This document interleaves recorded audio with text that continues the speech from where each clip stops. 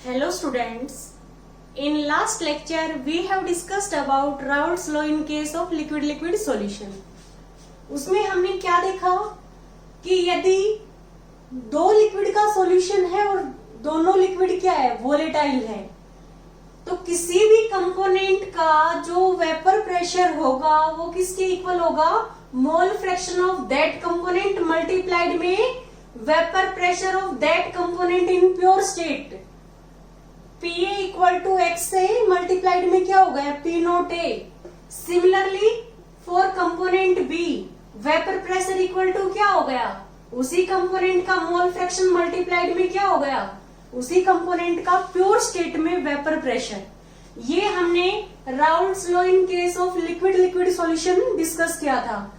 Now in this lecture we are going to discuss about Raoult's law for non volatile solution. अब हम देखेंगे इसका meaning क्या है कि यदि हम किसी भी प्योर सॉल्वेंट में नॉन वोलेटाइल सॉल्यूट ऐड करते हैं. नॉन वोलेटाइल का मीन्स क्या है, ऐसा सॉल्यूट जो वेपर स्टेट में नहीं जाएगा. नॉन वोलेटाइल कंपोनेंट्स क्या होते हैं, those components which are not able to go into vapour state. तो हम क्या देख रहे हैं कि नॉन वोलेटाइल कभी भी वेपर स्टेट में नहीं जाएंगे. तो हमने इस फर्स्ट केस में, फर्स्ट डायग्राम में क्या देखा है कि ये हमारा प्योर सॉल्वेंट है. इसमें जो सरफेस के ऊपर जितने भी आपको मॉलिक्यूल्स दिख रहे हैं सब किसके हैं, प्योर सॉल्वेंट के, जो कि वोलेटाइल है. तो क्या होगा कि ये जो हमारा प्योर सॉल्वेंट है ये वेपर्स में जाएगा, इसके वेपर्स भी ज्यादा होंगे. तो जो प्योर सॉल्वेंट है more it goes into vapour state, तो इसके वेपर्स भी क्या है, ज्यादा है, तो वेपर प्रेशर भी ज्यादा होगा. वेपर्स ज्यादा होंगे तो ये वेपर्स क्या करेंगे, लिक्विड के सरफेस पे प्रेशर एक्सर्ट करेंगे, उसी को हम क्या कहेंगे, वेपर प्रेशर. ऐसे ही हम देखेंगे कि यदि हम इस प्योर सॉल्वेंट में नॉन वोलेटाइल सॉल्यूट ऐड करते हैं तो हमने इधर ये देखा है कि जो ये ग्रीन मार्कर से मैंने दिखाया, ग्रीन कलर्ड, ये नॉन वोलेटाइल सॉल्यूट के कंपोनेंट के मॉलिक्यूल्स है. हम देख रहे हैं कि सरफेस पे क्या हो गया, कुछ जो कंपोनेंट है, कुछ जो मॉलिक्यूल है वो नॉन वोलेटाइल सॉल्यूट के हैं. तो ये क्या करेंगे कि जो हमारा प्योर सॉल्वेंट है, जो हमने रेड कलर के मॉलिक्यूल्स दिखाए हुए हैं, ये क्या करेगा, प्योर सॉल्वेंट की एस्केपिंग टेंडेंसी है उसको कम करेगा. मीन्स जो सॉल्वेंट है वो वेपर स्टेट में कम जाएगा क्योंकि सरफेस पे कुछ पार्टिकल्स है वो नॉन वोलेटाइल है, वो वेपर स्टेट में नहीं जा सकते. अब क्या होगा कि वेपर्स कम बढ़ेंगे, वेपर्स कम बढ़ेंगे तो वेपर प्रेशर क्या होगा, कम होगा. जब वेपर्स कम है तो वेपर्स क्या करेंगे, लिक्विड के सरफेस पे प्रेशर भी एक्सर्ट कम करेंगे, तो वेपर प्रेशर भी क्या होगा, कम होगा.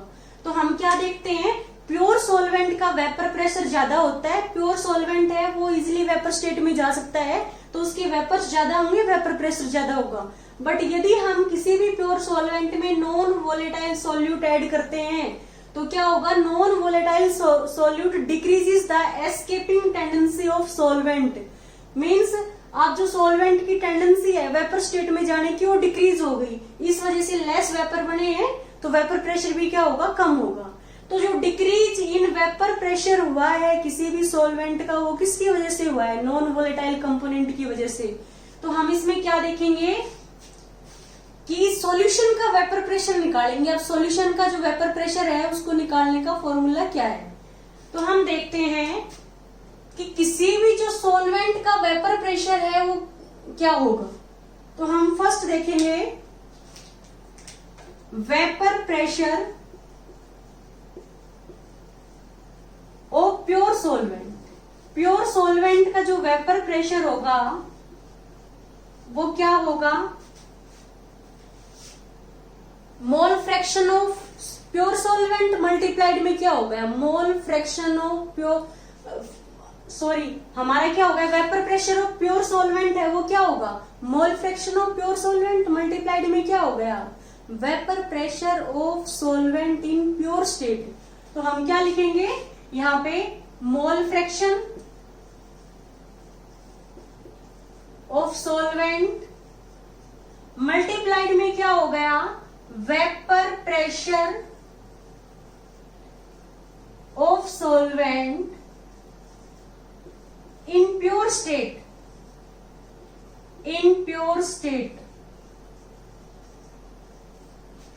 अब हम देखेंगे कि यदि हम इसमें नॉन वोलेटाइल कंपोनेंट ऐड कर रहे हैं तो ये हमारा क्या हो गया, सॉल्यूशन हो गया।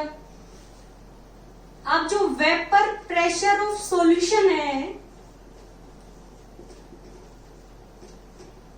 जो सॉल्यूशन का वेपर प्रेशर है वो किसकी वजह से होगा, सिर्फ वोलेटाइल कंपोनेंट की वजह से। और वोलेटाइल कंपोनेंट इसमें क्या है, सॉल्वेंट, और नॉन वोलेटाइल क्या है, सोल्यूट है। भाई ये हमारा सॉल्यूशन है, इसमें दो ही कंपोनेंट होते हैं, फर्स्ट क्या है सोल्यूट और सेकंड क्या है सोलवेंट। सोल्यूट है वो नॉन वोलेटाइल है, वो वेपर स्टेट में कन्वर्ट नहीं हो सकता। सोलवेंट है वो वोलेटाइल है। तो सॉल्यूशन के केस में सिर्फ सॉल्वेंट के मॉलिक्यूल्स ही क्या होंगे, वेपर स्टेट में जाएंगे। तो वेपर प्रेशर ऑफ सॉल्यूशन क्या होगा कि उस सॉल्यूशन में सॉल्वेंट के मोल फ्रैक्शन कितने हैं, मोल fraction of solvent in solution, solution के अंदर सॉल्वेंट के मोल फ्रैक्शन कितने हैं, मल्टीप्लाइड में क्या होगा, यही vapour pressure of solvent in pure state, vapour pressure of solvent in pure state.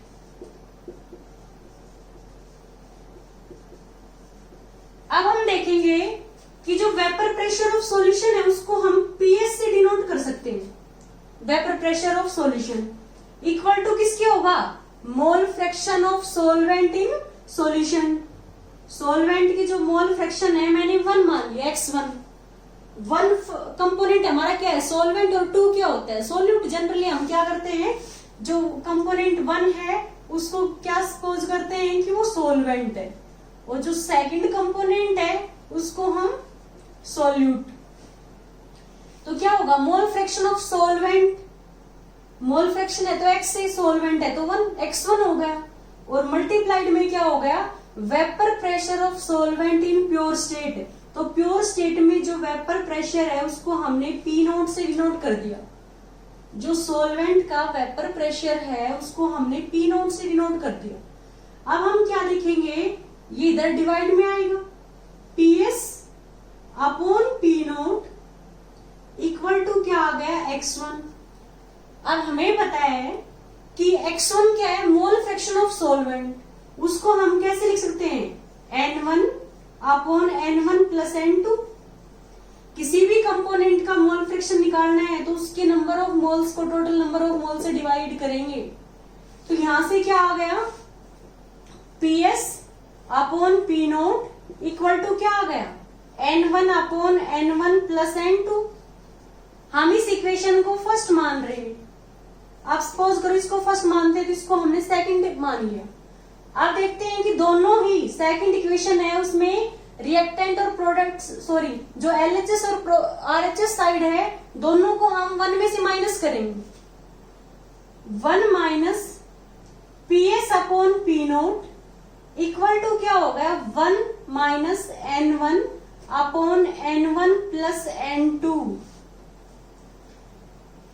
अब हमारा ये एलसीएम क्या आ गया, पी नोट, इधर क्या आएगा P naught minus PS equal to क्या आ गया, n2 प्लस n1। हमने एलसीएम लिया तो यहाँ पे क्या आ गया, n1 प्लस n2 और माइनस क्या आ गया n1। n1 से n1 कैंसिल हो गया तो क्या आएगा, P naught minus PS upon P naught equal to n2 upon n1 plus n2।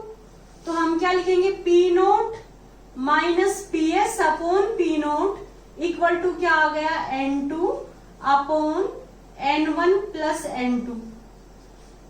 अब जो हमारा सेकंड कंपोनेंट है उसके मोल्स को, जो सेकंड कंपोनेंट है वो क्या है, सोल्यूट है, डिवाइड बाय क्या होगा, टोटल नंबर ऑफ मोल्स। तो ये किसका मोल फ्रैक्शन आएगा, ये किसके इक्वल है, x2 के इक्वल है। तो यहां से P naught minus PS upon P naught equal to किसके आ गया, x2 के। इसका मीनिंग क्या है पी नोट का मीन्स क्या है? नोट का मीन्स प्योर स्टेट में। प्योर स्टेट में सॉल्वेंट का जो वेपर प्रेशर है वो पी नोट है। पीएस क्या है? Vapour pressure of solution.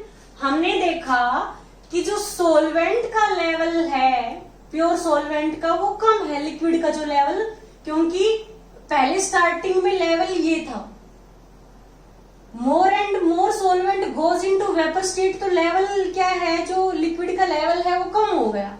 यदि हमने नॉन वोलेटाइल सॉल्यूट ऐड कर दिया तो उसमें इनिशियल लेवल हमारा इतना था और फाइनल है वो इतना हो गया। इतने जो लिक्विड है वो वेपर स्टेट में चला गया। यहाँ पे जो लिक्विड के मॉलिक्यूल्स जो वेपर स्टेट में गए हैं वो ज्यादा है तो लेवल डिक्रीज हो गया। यहाँ पे जो लेवल है लिक्विड का वो इसके कंपैरिजन में ज्यादा है, क्योंकि इसमें जो लिक्विड के मॉलिक्यूल्स जो वेपर स्टेट में गए हैं वो कम गए हैं। इसका मीन्स क्या है? लोअरिंग इन वेपर प्रेशर हुई है। भाई प्योर का क्या हो गया? पी नोट हो गया। और पीएस क्या है? सॉल्यूशन का वेपर प्रेशर। सॉल्वेंट का ज्यादा होगा किसे? सॉल्यूशन से। तो पी नोट माइनस पीएस क्या है? लोअरिंग इन वेपर प्रेशर, मतलब कम हो गया। किसका वेपर प्रेशर कम हो गया? सॉल्वेंट का, प्योर सॉल्वेंट का। तो हम यहाँ क्या देखेंगे? पी नोट माइनस पीएस है, पी नोट माइनस पीएस, ये क्या है? Lowering in vapour pressure. क्योंकि पी नोट हमारा प्योर सॉल्वेंट का वेपर प्रेशर है, पीएस किसका है? सॉल्यूशन का। सॉल्वेंट का ज्यादा है सॉल्यूशन से। सॉल्वेंट के वेपर प्रेशर में से सॉल्यूशन का माइनस करेंगे तो लोअरिंग इन वेपर प्रेशर हो गया। यदि मैं इसको पी नोट से डिवाइड करती हूं, इसका मीनिंग क्या हो गया कि इसके रेस्पेक्ट में कितनी लोअरिंग हुई है। प्योर सॉल्वेंट का जो वेपर प्रेशर है उसके रेस्पेक्ट में कितनी लोअरिंग हुई है, तो इसको हम क्या लिखेंगे? Relative lowering in vapour pressure. Relative lowering in vapour pressure. और X2 क्या हो गया? Mole fraction of solute. इसका मीनिंग क्या है कि relative lowering in vapour pressure is equal to mole fraction of solute, कि सॉल्यूट के मोल फ्रैक्शन कितने हैं। तो जो लोअरिंग हुई वेपर प्रेशर में सॉल्यूशन के में नॉन वोलेटाइल सॉल्यूट ऐड करने से वो किसके इक्वल है? मोल fraction of solute in the solution. तो यहां से हम क्या लिख सकते हैं? The lowering in vapor pressure, the lowering in vapor pressure of solution when non-volatile solute is added, solute is added is equal to mole fraction of solute, mole fraction of non volatile solute।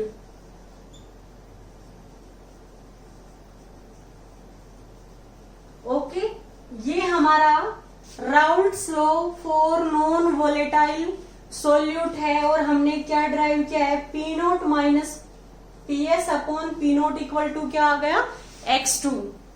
इसको एक बार हम फिर discuss कर लेते हैं कि solution का means pure solvent का वेपर प्रेशर ज्यादा है, क्योंकि वो उसमें सारे कंपोनेंट है वो वोलेटाइल है, वो प्योर है, उसके वेपर्स ज्यादा है। यदि नॉन वोलेटाइल सॉल्यूट ऐड करेंगे, नॉन वोलेटाइल सॉल्यूट की टेंडेंसी नहीं है वेपर स्टेट में जाने की, तो इसलिए क्या होगा? सिर्फ सॉल्वेंट के मॉलिक्यूल्स वेपर स्टेट में जाएंगे और सरफेस पे कुछ नॉन वोलेटाइल सॉल्यूट के पार्टिकल्स आ गए, तो जो सॉल्वेंट की एस्केपिंग टेंडेंसी थी, जो सरफेस को लीव करने की टेंडेंसी थी, वो कम हो गई, तो इसलिए वेपर्स कम बने। तो जो सॉल्यूशन का वेपर प्रेशर है वो प्योर सॉल्वेंट से कम होता है। तो जो सॉल्यूशन का वेपर प्रेशर है वो किसके इक्वल होगा? Mole fraction of solvent. किसमें? सॉल्वेंट के कितने मोल फ्रैक्शन है? जो सॉल्यूशन का जो वेपर प्रेशर होगा वो किसकी वजह से होगा? सॉल्वेंट मॉलिक्यूल की वजह से, क्योंकि सॉल्यूट का वेपर प्रेशर में कोई कंट्रीब्यूशन नहीं है, क्योंकि सॉल्यूट क्या है? नॉन वोलेटाइल है। तो जो सॉल्यूशन का वेपर प्रेशर है वो किसकी वजह से होगा? सॉल्वेंट के वेपर प्रेशर की वजह से। सॉल्वेंट का जो वेपर प्रेशर है वो किसके इक्वल होगा, mole fraction of solvent in the solution multiplied में जो वेपर स्टेट में जो वेपर प्रेशर है सॉल्वेंट का प्योर स्टेट में। तो हम क्या देख रहे हैं, vapour pressure of solution equal to क्या हो गया, सॉल्यूशन का जो वेपर प्रेशर है वो वोलेटाइल कंपोनेंट की वजह से है। तो मोल fraction of solvent means volatile component multiplied में क्या हो गया, vapour pressure of solvent in pure state. तो जो सॉल्यूशन का वेपर प्रेशर है वो पीएस इक्वल टू क्या होगा, mole fraction of solvent that is x1। हमने कंपोनेंट फर्स्ट है उसको सॉल्वेंट सपोज किया है और कंपोनेंट 2 है उसको सॉल्यूट। तो यहाँ पे क्या लिखेंगे, मोल फ्रैक्शन ऑफ सॉल्वेंट x1 और vapour pressure of solvent in pure state क्या हो गया, P नोट। अब हम क्या देखते हैं, PS अपॉन P नोट किसके इक्वल आ गया, x1 के इक्वल। और x1 क्या है, मोल फ्रैक्शन ऑफ सॉल्वेंट। वो कैसे निकालेंगे, number of moles of solvent divide by total number of moles. अब हम क्या करेंगे, PS upon P naught equal to N1 upon N1 plus N2 है। इस इक्वेशन को दोनों साइड 1 में से माइनस करेंगे। तो 1 minus PS upon P note 1 minus N1 upon N1 plus N2। तो हम क्या देख रहे हैं, P नोट हमने एलसीएम ले लिया तो P naught minus PS upon P naught आ गया और इधर N1 अपॉन N2 को हमने एलसीएम ले लिया तो N1 plus N2 minus N1, N1 से N1 कैंसिल हो गया।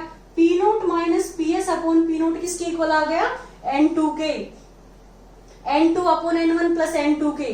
तो N2 upon N1 plus N2 क्या है भाई, हमने सोल्यूट के मोल फ्रैक्शन, सोल्यूट के मोल्स को टोटल मोल से डिवाइड कर रखा है। तो मोल फ्रैक्शन कैलकुलेट करने के लिए जिस कंपोनेंट का हमें मोल फ्रैक्शन कैलकुलेट करना है उसके मोल्स को टोटल मोल से डिवाइड करते हैं। तो ऊपर N2 है मीन्स क्या है, ये x2 की वैल्यू है। तो P naught minus PS upon P note क्या आ गया, x2। मैंने क्या बताया, P नोट का मीन्स क्या है, vapour pressure of pure solvent. PS का मतलब क्या है, सॉल्यूशन का वेपर प्रेशर डिवाइड बाय क्या हो गया, प्योर का। तो P नोट माइनस PS क्या है, लोअरिंग इन वेपर प्रेशर। और यदि आपने किसके रेस्पेक्ट में देखी है, प्योर सॉल्वेंट के रेस्पेक्ट में, तो इसको आप relative lowering in vapour pressure कहोगे। वो किसके इक्वल होगा, mole fraction of non volatile solute. जितना ज्यादा आप नॉन वोलेटाइल सोल्यूट ऐड करोगे उतना ही ज्यादा क्या होगा, लोअरिंग इन वेपर प्रेशर होगी, relative lowering in vapour pressure होगी। तो हमने क्या लिखा, lowering in vapour pressure of solution when non volatile solute is added is equal to mole fraction of non volatile solutes. कि आपने कितने मोल फ्रैक्शन इसके ऐड किए हैं, जितने ज्यादा आप नॉन वोलेटाइल सोल्यूट ऐड करोगे उतनी ज्यादा क्या होगी, एस्केपिंग टेंडेंसी है सॉल्वेंट मॉलिक्यूल्स की वो कम होगी। तो उससे क्या होगा, वेपर प्रेशर भी कम होगा। तो ये हमने फॉर्मूला देखा, P naught minus PS upon P naught equal to क्या है, x2। और जो ये हमारी relative lowering in vapour pressure है, ये कोलिगेटिव प्रॉपर्टीज है। कोलिगेटिव प्रॉपर्टीज क्या होती है, those properties which depends upon amount of solute added into the solution that does not depends on nature of solute. ऐसी प्रॉपर्टी जो अमाउंट पे depend करती है कि आपने सॉल्यूशन में कितने अमाउंट में सोल्यूट ऐड किया है, ना कि उसके नेचर पे। मान लो आप 1 लीटर वाटर में 1 मोल यूरिया डाल रहे हो और 1 मोल शुगर डाल रहे हो, तो जो लोअरिंग इन वेपर प्रेशर है P naught minus PS upon P note वो सेम होगी दोनों केस में। एक शुगर है और दूसरा यूरिया है। मीन्स क्या है, वो नेचर पे डिपेंड नहीं कर रही, किस पे डिपेंड कर रही है, अमाउंट पे, कि आपने दोनों में 1 मोल डाला है। तो ये हमारी एक टाइप की कोलिगेटिव प्रॉपर्टीज है, relative lowering in vapour pressure. वो हम कोलिगेटिव प्रॉपर्टीज में स्टडी करेंगे। अब हम देखते हैं कि जो हमारा राउल्ट्स लॉ है, ये हेनरी लॉ का एक स्पेशल केस है। हमने देखा था कि हेनरी लॉ हमारा क्या आया था, PA इक्वल टू KH से। तो PA क्या है, वेपर प्रेशर था हमारा, और KH क्या है, हेनरी कांस्टेंट है, और हमारा XA क्या हो गया, मोल फ्रिक्शन हो गया। PA इक्वल टू KH से, ये हमारा किस केस में था, यदि मिक्सचर ऑफ गैसेज है तो एक गैस का जो पार्शियल प्रेशर होगा वो किसके इक्वल होगा, KH हेनरी कांस्टेंट मल्टीप्लाइड में क्या होगा, ए गैस का जो मोल फ्रैक्शन है। ऐसे ही हमें जो मोल फ्रैक्शन है गैस का सॉल्यूशन के अंदर वो हमारा XA है। ऐसे यदि सेकंड गैस है PP, उसका क्या आया था KH इंटू XB। भाई जो पार्शियल प्रेशर है किसी भी गैस का वो किस पे डिपेंड कर रहा है, उसके मोल फ्रैक्शन पे, कि जो लिक्विड के अंदर उसकी मोल फ्रैक्शन है उस पर डिपेंड कर रहा है। और हमारा जो ये राउल्ट्स लॉ है ये क्या है, PA equal to XA P naught है और PP equal to XB P naught भी। तो हम क्या देख रहे हैं इसमें कि दोनों ही केस में, इसमें भी PA और PP है, इसमें भी XA XB है। मीन्स क्या है, सिर्फ डिफरेंस कहाँ है, कांस्टेंट में। हेनरी लॉ में, हेनरी लॉ किस केस में है कि जब solubility of gas in liquid, जब हम लिक्विड के अंदर गैस की सोलिबिलिटी को देखते हैं तो वो हमारा हेनरी लॉ है। और हेनरी ने क्या बताया था कि यदि हम प्रेशर अप्लाई करते हैं तो गैस की सोलिबिलिटी है वो गिवन लिक्विड के अंदर इंक्रीज होगी। और यदि हमारी मिक्सचर ऑफ गैस है तो जो गैस का पार्शियल प्रेशर होगा वो उसके मोल फ्रैक्शन के डायरेक्टली प्रोपोर्शनल है। ऐसे ही राउल्ट्स लॉ ने क्या बताया कि जो वेपर प्रेशर है किसी भी कंपोनेंट का वो किसके इक्वल है, उसके मोल फ्रैक्शन मल्टीप्लाइड में उसका vapour pressure in pure state है। तो हम देख रहे हैं दोनों जो लॉ है वो सेम है। ये तो हमारा क्या है, हेनरी लॉ, और ये क्या है, राउल्ट्स लॉ। तो दोनों काफी क्या है, सिमिलर है। दोनों में डिफरेंस किसका है, कांस्टेंट का। इसमें क्या है, हेनरी कांस्टेंट ले रहे हो और इसमें आप क्या कर रहे हो, जो सॉल्वेंट का वेपर प्रेशर है प्योर स्टेट में उससे मल्टीप्लाई कर रहे हो। दोनों ही लॉ है, उनमें क्या है कि दोनों ही वोलेटाइल कंपोनेंट्स के लिए हैं। दोनों में डिफरेंस क्या है, किसमें हेनरी कांस्टेंट KH है in place of vapour pressure of component in pure state. Okay, यदि आपको इस लेक्चर में कहीं कोई डाउट हो तो प्लीज आप हमें कमेंट करें। Okay, thank you student.